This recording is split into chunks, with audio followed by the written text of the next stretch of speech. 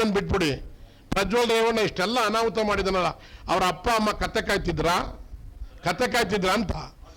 ಅದ್ರ ಜೊತೆಗೆ ಇನ್ನೊಂದು ಅಪ್ಪನು ಆ ಕಡೆಗೆ ಮಗೆ ಕಡೆಗೆ ಅವ್ರು ಯಾರೋ ಹೇಳಿಲ್ವಾ? ಅಲ್ಲ ಕೃಷ್ಣ ಇವ್ರಿಗೆ ಕೇಳಿಲ್ಲ ಅಂತ ಕಾಣುತ್ತೆ.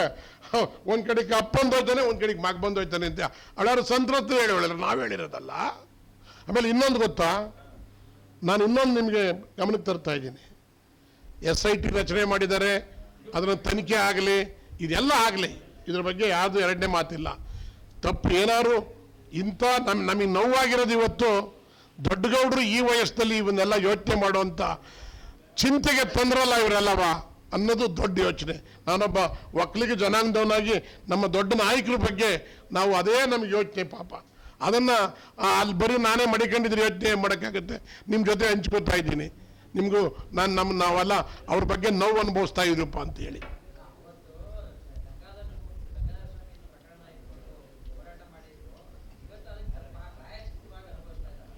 ಇಲ್ಲ, ನಾನು ಹೇಳಿದೆ, ನಾನು ಇದುವರೆಗೂ ಹೇಳಿದ್ದೆಲ್ಲ ಇನ್ನೇನಂತ ಮಾಡಿದ ಪಾಪ ಆಡಿದವ್ರ ಬಾಯಿಲಿ ಇಲ್ಲ. ನಾನು ನಿಜ ಹೇಳ್ತೀನಿ ಕೇಳಿ, ನಮ್ಮಂಥ ಒಬ್ಬ ಯುವಕರನ್ನ ನಾನಿವತ್ತು ಎಲ್ಲೋ ಇರ್ತಿದ್ದೆ ಆ ಘಟನೆ ನಡೀತಿದ್ರೆ. ಬಟ್ ನನಗೆ ಸಂಬಂಧ ಇಲ್ಲ, ಅನುಭವಿಸಿದ್ದೀನಿ. ಅನುಭವಿಸಂಗೆ ಮಾಡಿದಾರೆ ಅವರು ಇವರೇ.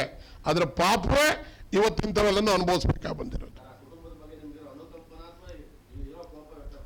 ಯಾರ ಕುಟುಂಬದ ಬಗ್ಗೆ?